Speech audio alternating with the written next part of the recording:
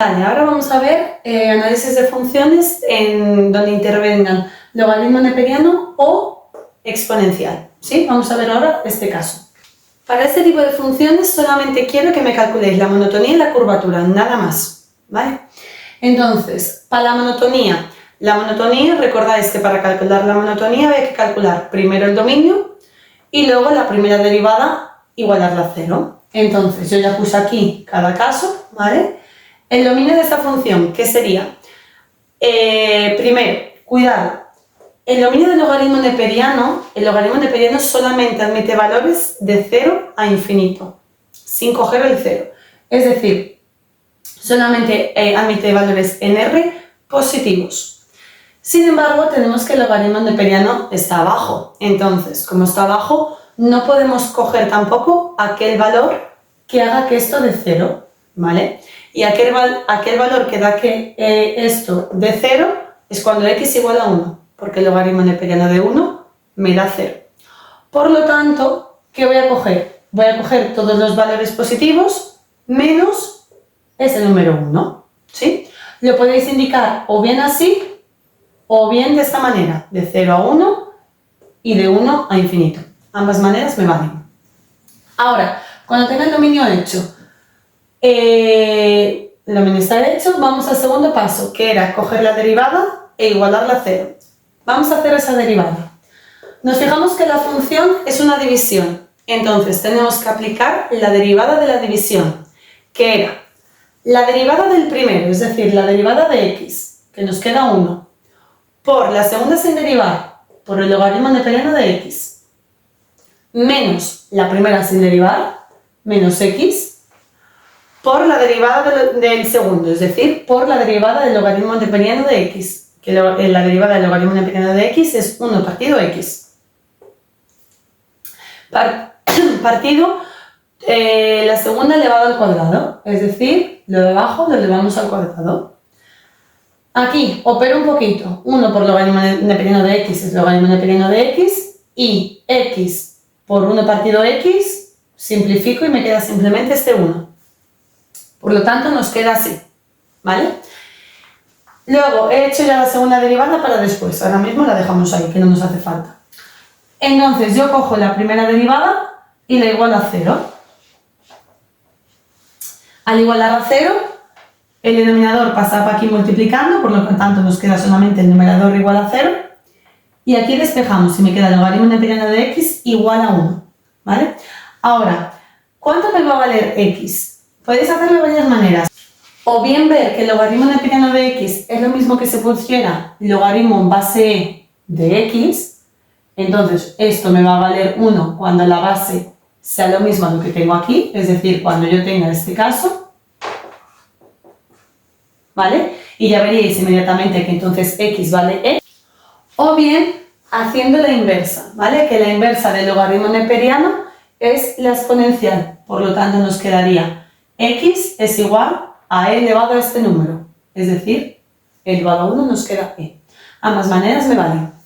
Ahora, ¿qué se hacía en monotonía? Cogíamos el valor que nos había quedado aquí y el valor del dominio, es decir, este 1, y lo coloco en la recta real. ¿Qué va a pasar? Ahora mismo yo no pongo desde menos infinito. ¿Por qué? Porque el dominio solamente me cuenta a partir de 0, ¿vale? Entonces pondría el 0 y pongo los valores el 1 y la exponencial. Y vuelvo a hacer lo mismo que hacíamos antes, es decir, cogemos un valor entre 0 y 1, un valor entre 1 y e y un valor entre e e infinito. He cogido el 0,5, el 2 y el 3. Y valoramos en la primera derivada, es decir, valoramos aquí. 0,5, logaritmo de 0,5 menos 1 nos va a quedar negativo. Y logaritmo de 0,5, todo ello al cuadrado, nos va a quedar positivo. Por lo tanto, menos entre más, menos. Misma explicación para el 2 y para el 3, que nos va a quedar en este caso negativo y en este caso positivo. Ahora, ¿qué implicaba eso? Cuando es negativo implica que la función decrece y cuando es positivo implica que la función crece. Bien, ¿qué va a pasar? En monotonía veíamos crecimiento y decrecimiento y también veíamos máximos y mínimos. Entonces, ¿aquí va a haber algún máximo o algún mínimo? Sí. ¿Dónde? Aquí. Por lo tanto, hay un mínimo en la exponencial. Entonces, mínimo cuando x vale este valor, la y. ¿Cómo voy a hallar la y, la coordenada de la y? Tengo que sustituir. ¿Dónde tengo que sustituir? Tengo que sustituir este valor en mi función principal, ¿vale? Y al sustituir me queda e partido el logaritmo neperiano de e, que es igual a e partido 1, es decir, e, la exponencial. Entonces, y también me vale e. ¿Qué quiere decir? Que hay un mínimo en el punto e, es decir, exponencial, exponencial. 2,71, 2,71 aproximadamente. Vale, ahora vamos a hacer la curvatura, ¿vale? Entonces la curvatura, recordamos, era volver a ver el dominio y poner la segunda derivada igualar a 0. Entonces, primero vamos a hacer esa segunda derivada, que la tengo por aquí ya hecha.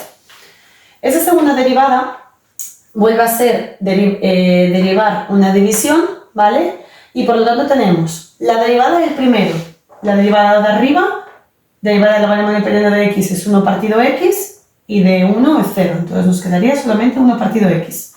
Por la segunda sin derivar, es decir, por esta sin derivar, menos la primera sin derivar, entonces esto entre paréntesis. Y ahora, por la derivada de la segunda. La derivada de esta, ¿vale?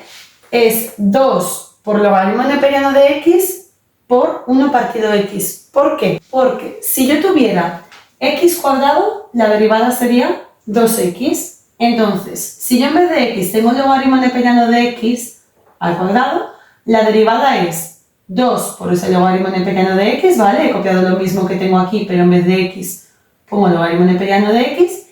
Y como en vez de tener x tengo otra función, que en este caso es el logaritmo neperiano de x, tengo que multiplicar por la derivada de lo de dentro, es decir, por 1 partido x. Entonces voy a poner esto de aquí, lo pongo aquí. Vale, por lo tanto lo pongo aquí. Y ahora, partido lo de abajo al cuadrado, es decir, eso le vamos al cuadrado y nos queda ese 4.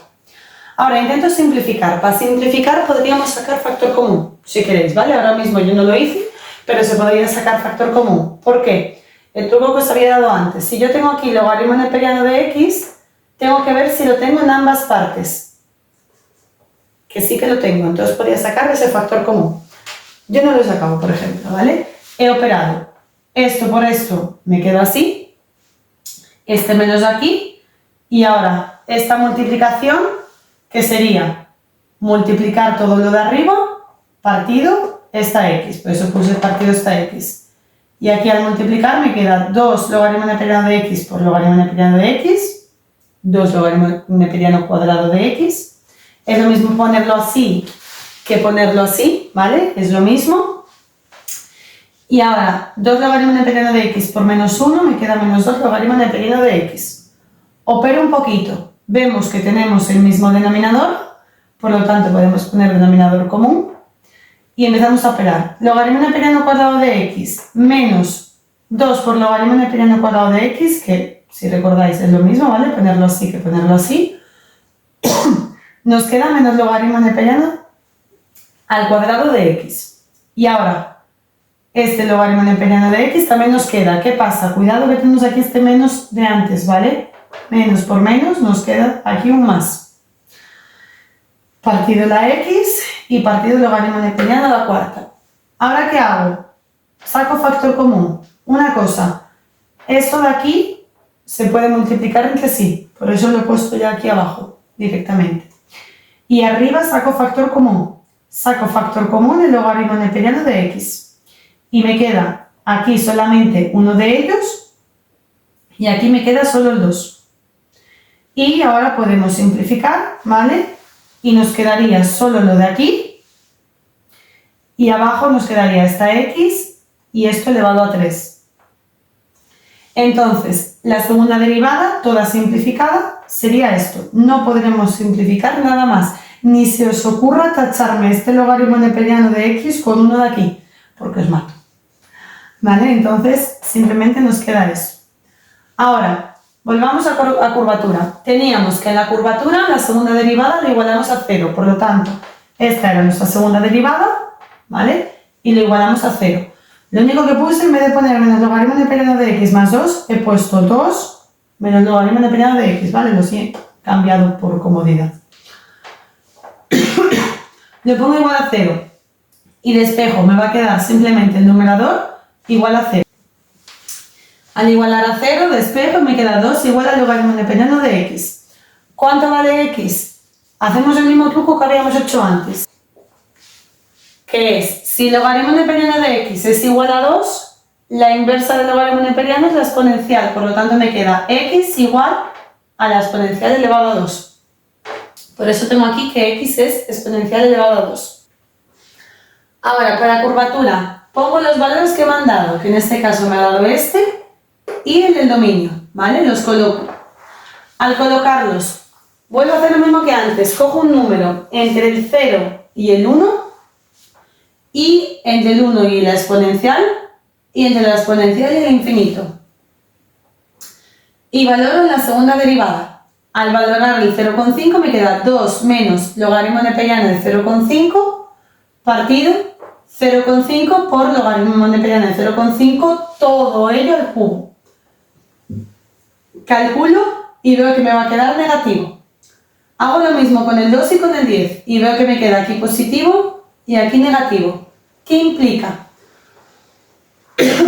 Implica cuando es negativo que mi función es cóncava. Cuando es positivo que mi función es convexa. Y cuando es negativo que mi función es cóncava.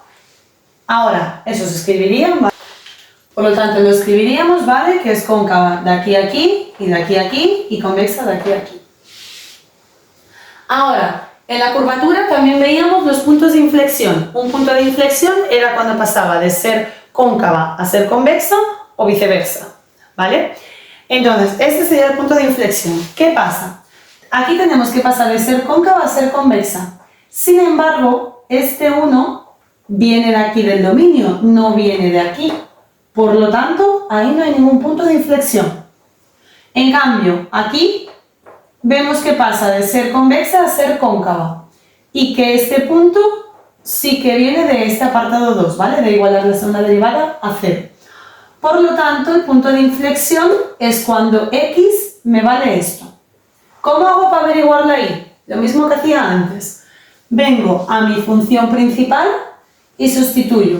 En vez de x, pongo e elevado a 2. Y me quedará e elevado a 2 entre el logaritmo neperiano de e elevado a 2. Que este valor da 2 directamente. Entonces me queda e elevado a 2 partido 2. Así que este punto de aquí es mi punto de inflexión. Vale, para terminar, simplemente un poco de nociones con las funciones exponenciales y logarítmicas, ¿vale? Entonces, para cualquier tipo de este estilo, es decir, que me aparezca exponencial o me aparezca logaritmo, solo quiero monotonía y curvatura, que es lo que hemos hecho antes.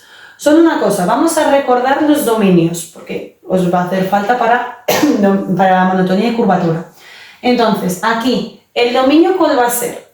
El dominio sería todo R menos los números que anulan el denominador, que en este caso el único número que anula el denominador es 0, por lo tanto aquí todo R menos 0. Vale. En cambio aquí tenemos x partido e elevado a x. Entonces el dominio es lo mismo, todos los números salvo los que anulen el denominador. ¿Qué pasa? Yo no voy a encontrar ningún número que me anule este denominador. ¿Por qué? Porque no hay ningún número al cual vaya a elevarle a la exponencial y me dé 0. Es decir, si yo cojo x igual a 0, por ejemplo, e elevado a 0 me queda 1. Si yo cojo x igual a 5, e elevado a 5, pues me queda un número enorme. Vete tú a saber cuánto, 35 o algo así, no sé. Si yo cojo x igual a menos 3, lo mismo, ¿vale? No me va a quedar 0, me va a quedar también un número, pues 0,87, lo que sea. No me va a quedar 0 nunca. Por lo tanto, e elevado a x nunca va a ser igual a 0. Lo mismo para cuando tengáis que hacer la primera derivada e igualarla a 0, ¿vale? Tened en cuenta que esa exponencial nunca me va a valer 0. Ahora, estas de aquí. Aquí, x por logaritmo neperiano de x. Efectivamente, no tenemos denominador. ¿Qué pasa? Aquí el dominio no es todo R. ¿Por qué? Porque el logaritmo neperiano de x, el dominio del logaritmo neperiano o de cualquier logaritmo es de 0 a infinito siempre. Es decir, R positivo. O así o así. Ambos me valen. Aquí pasaría algo igual. Tenemos el denominador, o sea, tenemos x en el denominador. Entonces, efectivamente, si no hubiera tenido este logaritmo neperiano y hubiera tenido otra función, el dominio sería todo R menos 0. ¿Qué pasa? Aquí, el dominio del logaritmo neperiano, igual que la misma explicación de antes, es todo R positivo. Entonces, si el dominio del logaritmo neperiano es todo R positivo, yo voy a tener esto, ¿no? Y por lo tanto, en este caso me quedaría que el dominio sería todo R positivo menos el 0, que es el que me anula abajo. ¿Qué pasa? Este 0 ya no va a pertenecer en R positivo, porque R positivo son los números positivos. Ya el 0 no está. ¿No veis que puse aquí paréntesis? Por lo tanto, se pondría así este dominio también.